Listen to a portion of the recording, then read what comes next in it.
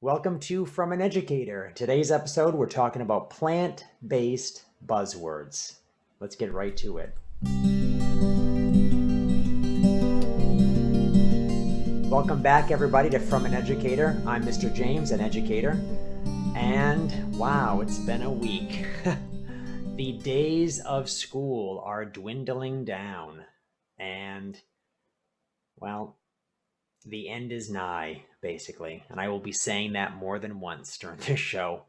So it's show 58. It is currently May 14th. It's a Friday. I just had some pizza, some great plant-based pizza, but we're going to get into that later.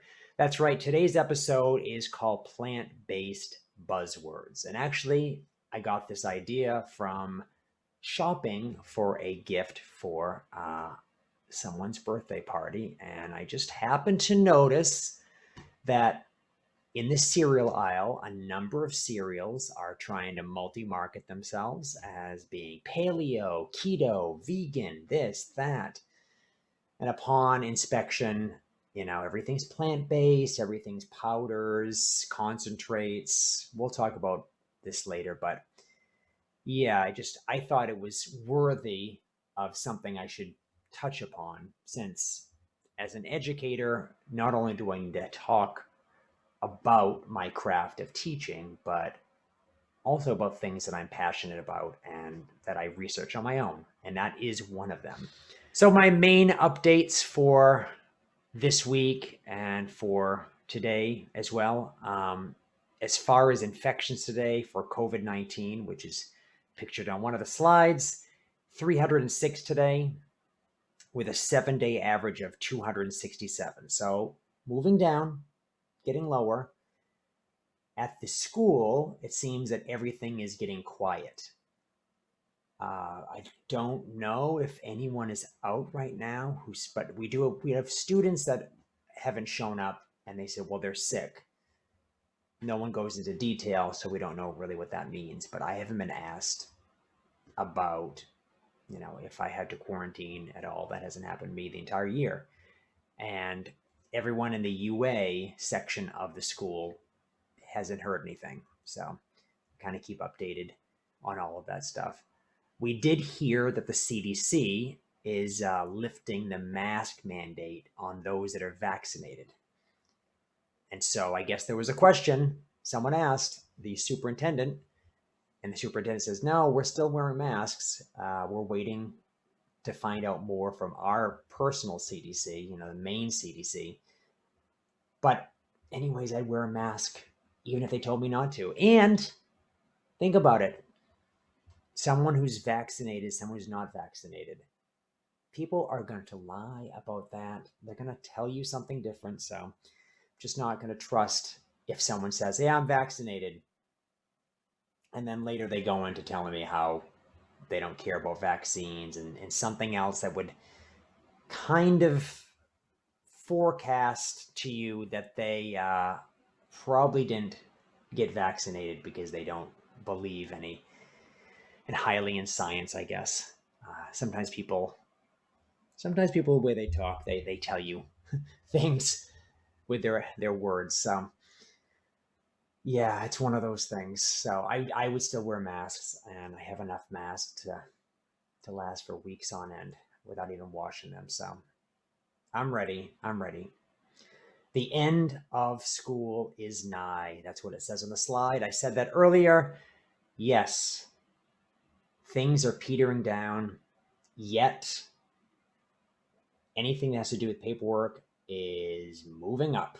Lots of end of the year paperwork, a lot of things to cover, a lot of meetings, a lot of reflection, and yet a lot of assignments that are still yet to be done by students, and it's not being done. And yeah, it seems like the end of school, and I don't like it being like this, tends to be a few weeks, if not, 4 to 5 weeks of a general slowing of the machine, so to say, and things getting a little bit less accurate and people slipping a little bit, ready to kind of shut down the system. And I'm gearing up because it's been this process of constantly adapting, constantly getting things better. And now to shut it all down, like, really? Okay. And we'll talk more about this later, but I'm actually not going to be shutting it down. And my schedule has made it so this school break that I'm going to get called a summer vacation is going to be very, very brief. In fact, I don't even think it exists. We'll talk about that later. Let's first talk about the end of year paperwork. So I have a slide in front of me I'm looking at that has piles and piles of folders with papers in that. And although now most of the stuff that we do, if not everything, is computer based, it still requires answers that aren't always clear and sometimes repetitive. Actually, always repetitive, because if you can state it in a few paragraphs everything you mean to say, and yet they want you to rewrite the paragraph dozens of times, reflecting in a different angle, I guess. So I want to read you. So I wrote this reflection of what happened this year, my goals, and how I had to rate myself. I basically had to grade myself, much like I'm graded when I am observed during the year. And I wrote a lot of things, quite a lot of things. It took 2 days to write all of this. And I mean, I reflected and editing and such. And actually, I just got this new sort of stand that I'll be using tonight. I have a microphone on it. It's one of these boom stands I can move around, except for the fact my microphone probably weighs more than this can handle. But I wanted to read an excerpt from my, they call it a TPEG, or teacher goals basically for the year of self-growth. I'm just going to give you just the beginning of what I wrote. Now, keep in mind, I'm a music instructor, so I'll be talking about some specific music things, but in a very general way. I'm not going to go into details. And this is just a little tiny snippet of it. This is the answer to one of the first tiny sections. And each section had like 4 or 5 parts that I had to write something this length to. So, and there was 5 sections, and there was one thing reflecting on everything at the end. So it was a long process. Whoever is reading that, I am so sorry that you have to do that. But at the same time, is it good? Should I publish it? Well, you find out. You're listening to this right now. So this year, I took an approach to teaching music through my standards that would promote engagement and inclusion. I started from the common ground of music as something that is all around us, that can be created, that can be preserved, and that can be emotional. I built a curriculum around these areas with activities that students could connect to on a social, emotional level. Highlights included, number 1, body percussion, how students could use their bodies to make rhythms, keep a steady beat, and be creative with how they performed.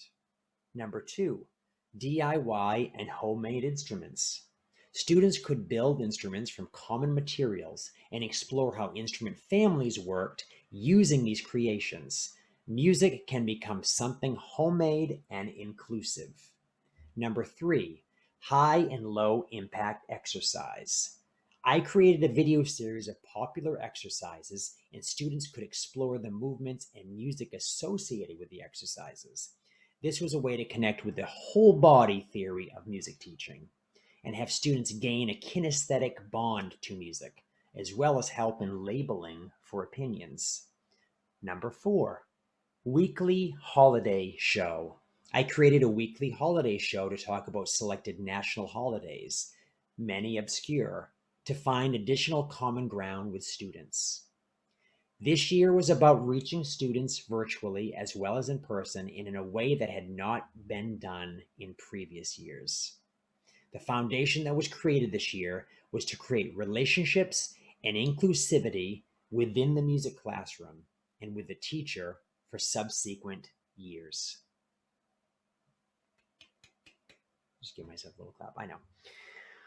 that's the first part of one of the sections. And I think it gives a good overview of what I did this year, which was to break music down to the fundamentals and have students approach it in a way that was inclusive as well as more nurturing than standard fare general music, which honestly is based upon a lot of things we couldn't do this year, which singing being one of them, but also sharing instruments.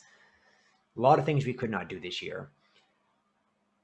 But I wanted to take an approach that was something that anybody could approach, coming from a non-music background or from never having music or from going through trauma, and just being able to connect to these things. And unfortunately, I still have more that I wanted to offer.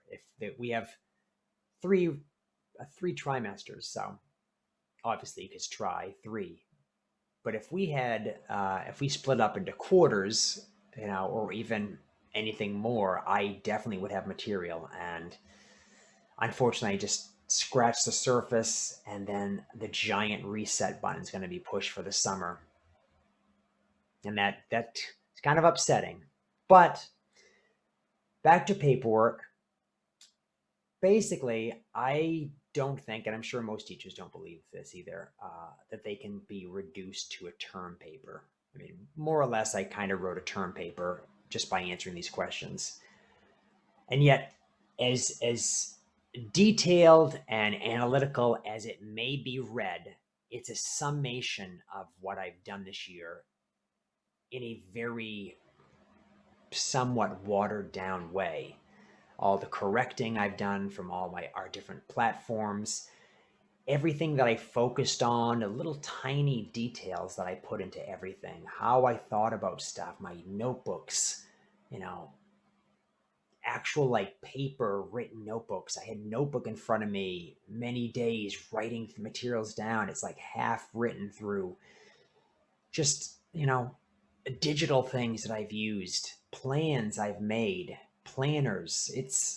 There's so many things that came together to make this, and it's reduced to me trying to sum it up in probably what's going to be a 15-minute meeting.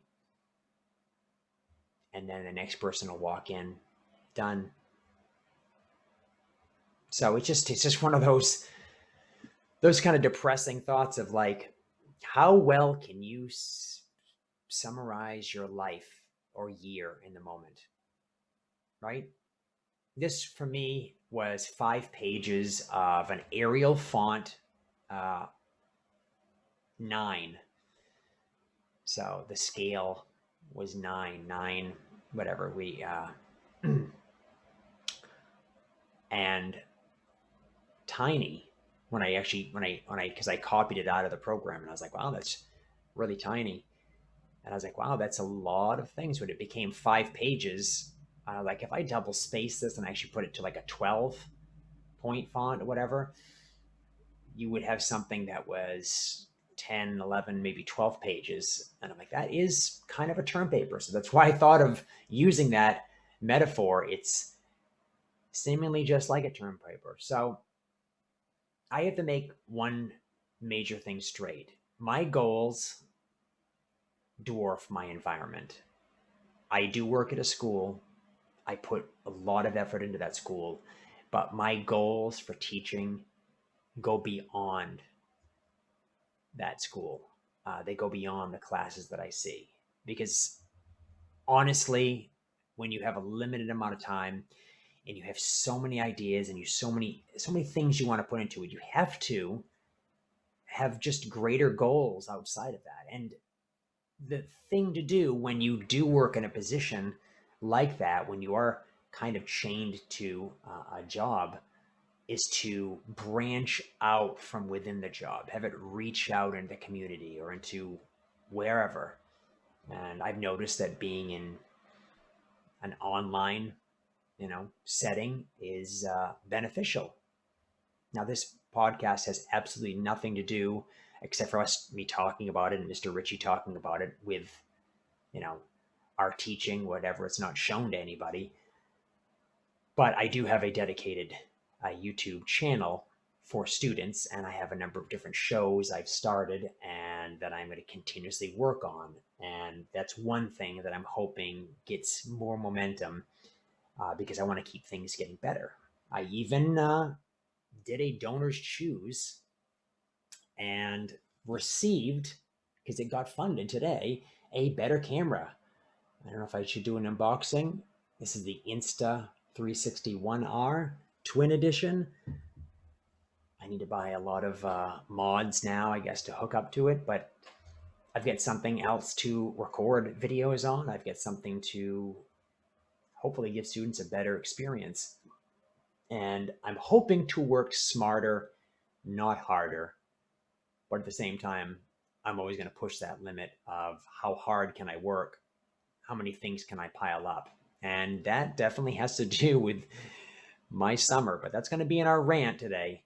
So let's move to our main event.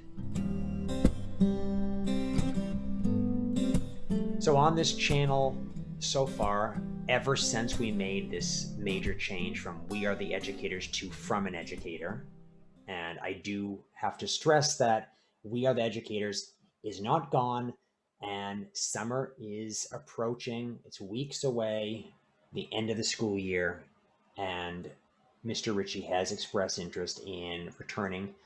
So we will be back. And one thing that made it very interesting for us on that show was the fact that we had personal opinions and personal sort of anecdotal expertise on certain subjects. Mine being nutrition, diet, exercise. My father was Mr. Maine in the 70s. He's a bodybuilder. He was a personal trainer for many years.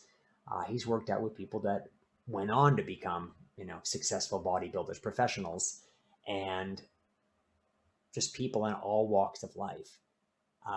And so I learned from him, and I also got, that bug to exercise when I was young, and just kind of researched on my own all the time. I was in the chat rooms, depending on, what it was about, but, bodybuilding forums and such, and looked up supplements all the time, always reading articles and magazines on certain things. So I've been keeping up for many years. I've also, exercised to like great intensity on and off. And I mentioned in a previous episode here that I was starting to get back into weights. That is going great. Shirts are fitting a little bit tighter. I'm trying to dial in some nutrition. It looks like I'm going to need some more calories, but I think I've got that handled. But it's one of these things where I have put a lot of energy into school, and I put a lot of energy into music. But every single day for the past 8 to 9 months, I've been waking up early, exercising, and then stretching at the end of the night consistently. And that, I feel, is like it's the great sandwiching in of my day. So with that said, one of the big things that keeps me going and keeps me, I think, healthy aside from exercising is a specific diet that I eat. And this diet, I approach this diet not from being part of a trend or from trying to lose weight. It was basically because I wanted my digestion to improve. So I've been plant-based, you could say vegan, for over 2 years now. And it was a move that I had been wanting to make for like 5 years. I mean, I was down to one meal a day that had meat in it, and some days no meat. I didn't feel like I really needed it. And once I made that switch, it wasn't like I was going back and forth. I completely switched, and I was like, this is going to be something I do. And I kind of identified with it. I gave myself an identity. So put the clock ahead, and you have me this week going to a store and seeing how much plant-based, plant-based everything is now. And it's everywhere, and everything says it's plant-based. Everything has plant proteins in it. All the granola bars and anything that you wanted before, crackers, processed things, plant-based, plant proteins, good for you plant. And they have a little picture of a little logo that has like a little leaf. Oh, it's so cute. And it's a marketing scheme. And I want to kind of go over this a little because this is something that is near and dear to me. And even though it's not specifically about education, it is an education in anybody who wants to understand marketing and understand how food is generally sold to the public. Let's just face it, fresh produce is not glamorous, right? It's always been around. No one cares. There's no commercial for broccoli or spinach. Oranges, yum. I think I did see a commercial, I thought, for oranges one time, but then I think it was orange juice. And I don't want to go into detail about the orange juice. What I did with We Are the Educators, but needless to say, you're not getting fresh squeezed orange juice if you're buying something already in the store. It's not. Even the stuff that says fresh squeezed, there's a company that makes a flavoring. It's natural flavoring. It's added to get the flavor, because if you squeeze an orange and you keep it in the refrigerator for a couple days to a week, you're going to see a separation, and it's not going to taste all that good. It's going to be really watery because it just loses that flavor. But if you add a special flavoring in, you can get that flavor to come back as well as accentuate it with other sweeteners. And you can still call it natural because there's rules, and you can tiptoe through those rules and stretch them and make them fit. And that's how you market things. So I want to start off this slide and this theme, this main event, with saying this one thing. The marketing of these products is such that everything has to appeal to the largest swath of consumers. That doesn't matter if you're, here's three, buzz diets, paleo, keto, vegan.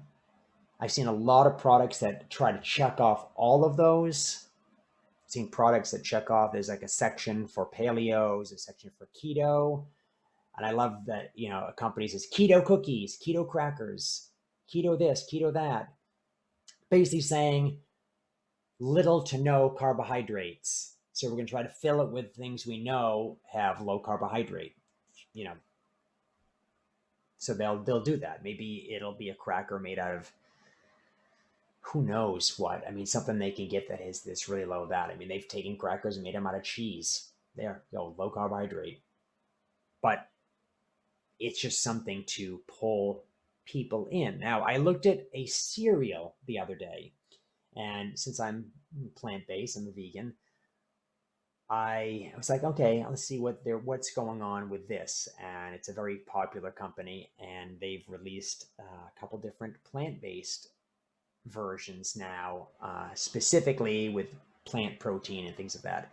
So I look in the back and expecting, really common things for vegan is pea protein concentrate, brown rice concentrate, quinoa, lentil, all these other different concentrates you can get that, but these are the most common ones. Soy, pea, these are what the plant-based meats mostly are made out of. And I look, and it's like chickpea flour, chickpea powder, chickpea, lentil powder, quinoa powder. There's all these different powders they've kind of mixed together as like the first few ingredients, and then some sort of binder, and then some sort of stevia-like natural sweetener. And there's a cereal, and this one was specifically toting it's paleo, it's vegan, it's not this, not that, it's no grain in it, it's this, that. And I'm looking, I'm like, wow, all these foods are basically concentrated and processed. So I wanted to go over what concentrates are, to me. So supplements that you can take, that you can buy, the pills, the powders, things like that, these are concentrates. So they're made of, say, for instance, I find that a bean has a certain vitamin in it. And I like, well, that bean has a good source of this vitamin. I can eat the bean, or we can extract these vitamins from this bean and just get a really good concentration of it and make it into a pill or a powder that we can mix with a berry flavor, and you can drink it, and there you go. You don't actually have to eat the bean, because some people don't like to eat that bean. They don't like the taste of it. They want the berry flavor that they can drink. And a lot of people say, it's science, it's good. They took something and they made it into something else, but it's good. They get the gist of it. They got the vitamins. They don't realize it's a concentrate. It's processed. They've taken some things out. Something is lost in the conversion. And when you try to isolate one little thing, you're skipping out other things, and maybe some of the things that kind of hold that together and make it actually work. So you should think about it that way. When I'm looking at these cereals the other day, I'm seeing all these concentrates, and I'm thinking to myself, okay, now let's say that we're going to take these concentrates and we'll say, okay, great. We believe that you can actually extract this from these vegetables, and you can make these concentrates.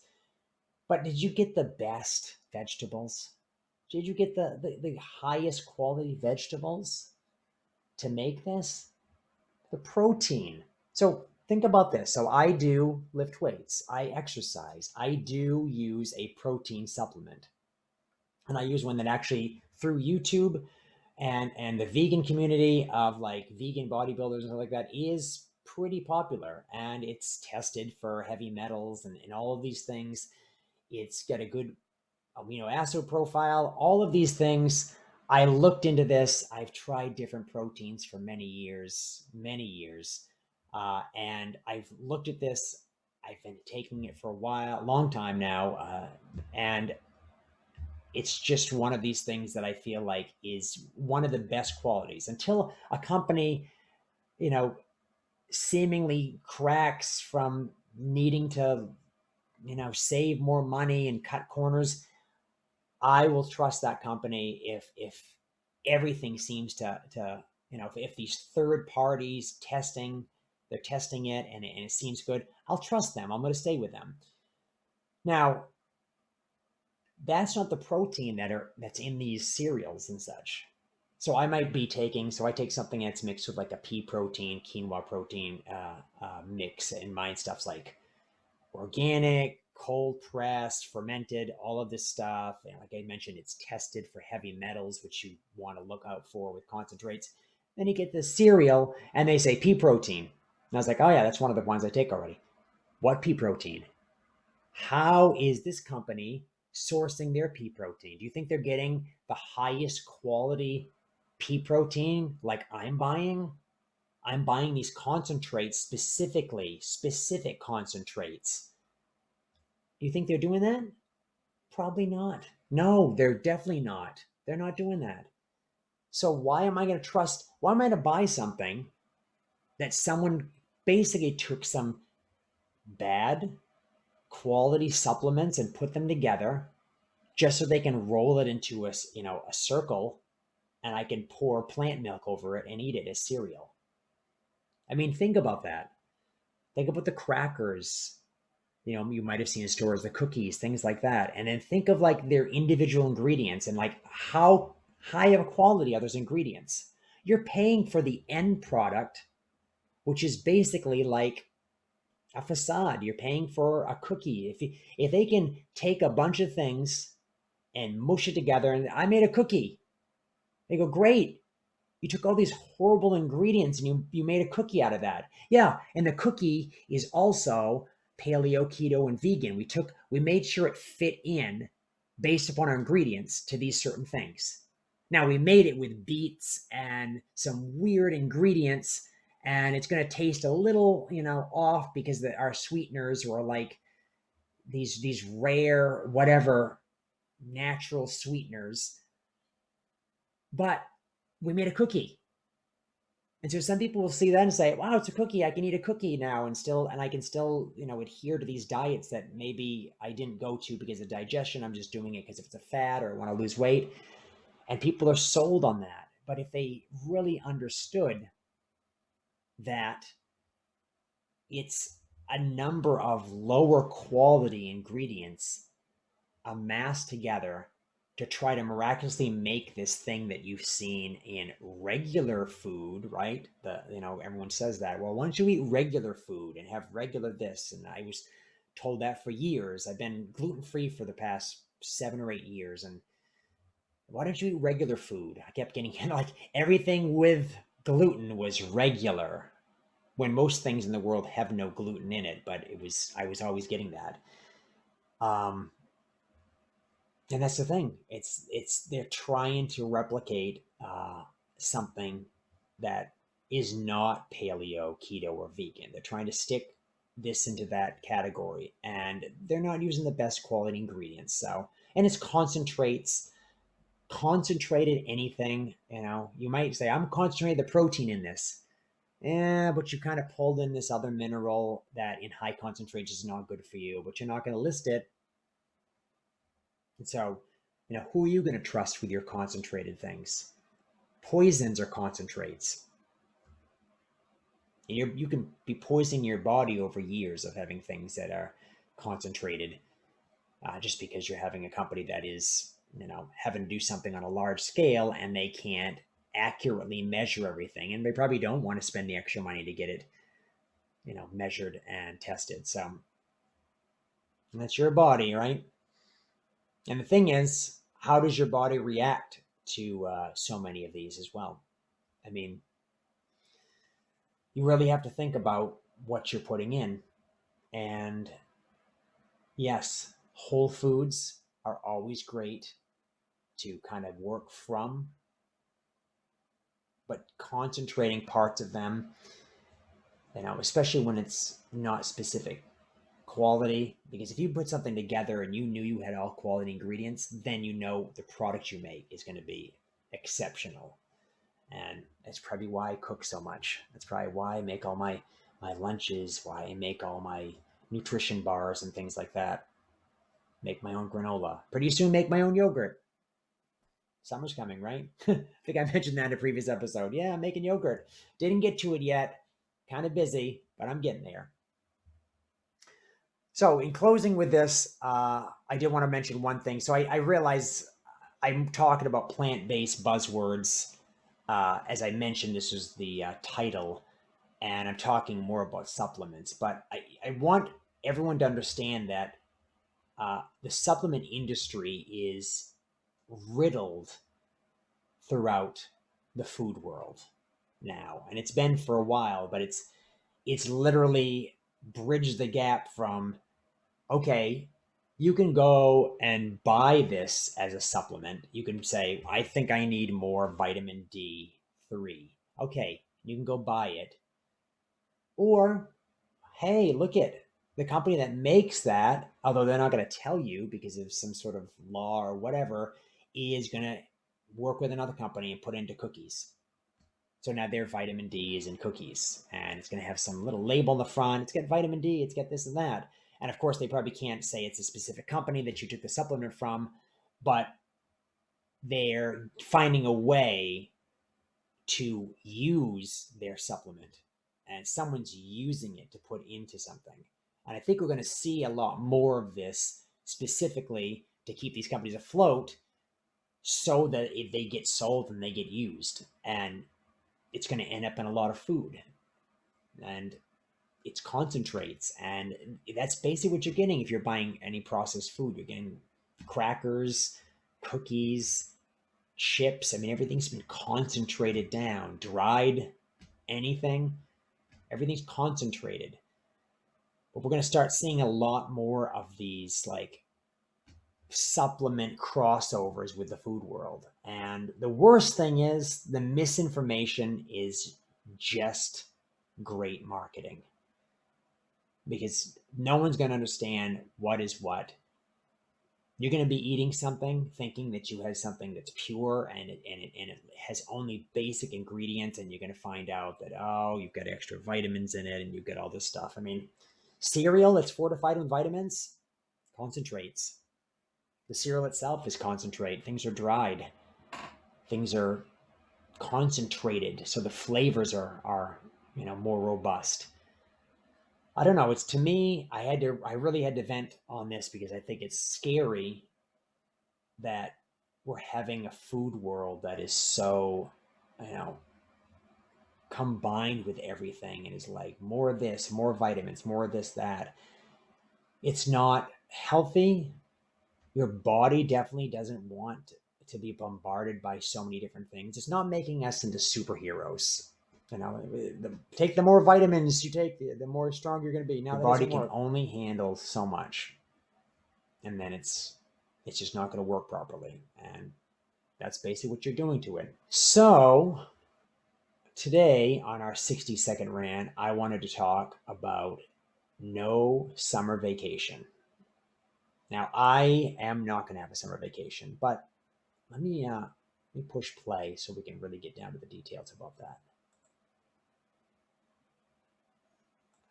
So I'm actually not having a summer vacation because school ends beginning of June. 2 weeks later, summer programming begins. And not only does summer program begin where half the day is going to be taken, which, a little abbreviated school day, but, out of the 7 or so hours that I'm normally in school, I'm still going to be spending 5, maybe 6 at the school doing the summer programming. And it starts earlier, quite a bit earlier. And I believe not even a week will go by after this school year ends where I'm going to actually start training for that summer school year. And I've got other trainings. I've got other things that are going to be happening in the fall. I've got class I'm going to be taking. I've got gigs going to be starting. It's basically not a summer vacation. But then again, what really is a summer vacation? And honestly, for me, working, that's my summer vacation. Me away from work, probably not a good thing. Am I going to continuously wake up at 5 a.m. and work out? Yes, I am. Summer or not sleeping in, not going to be wasting time. I've got a lot of things to do. Why not be going to some location and, having another job during the summer? And in my case, it looks like I'm going to have 5 different jobs, but bring it on. Well, thank you for joining me on episode 58 of From an Educator.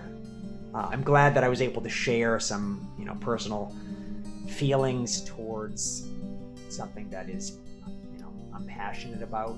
I really think nutrition and health and exercise, just kind of the basis of everything we have to do as humans. We really have to work on ourselves all of the time. And we need to be healthy for doing the things that we like as hobbies, as maybe part of our career. And the basis of that is fueling yourself and being able to make sure the machine of your body runs properly. And that is something that I've definitely planned out for myself, in mornings and afternoons and throughout the day with my eating, so that I can be the person that I want to be. I can worry about other things because I kind of handle those bases now. I'm still changing things, but things are going to get better. I'm hoping all the time. And the more you fail, the more you learn. I don't think I really have any big failures. I think it's just things aren't optimal. So hopefully things will be optimal for you. If you're an educator right now, hopefully you're having a good wrap up to everything, getting done all of your last minute evaluations and being able to summarize your entire school year and everything you've done and what you were looking towards. what you want to do more of and how you want to grow and this and that. Hopefully it's going well for you.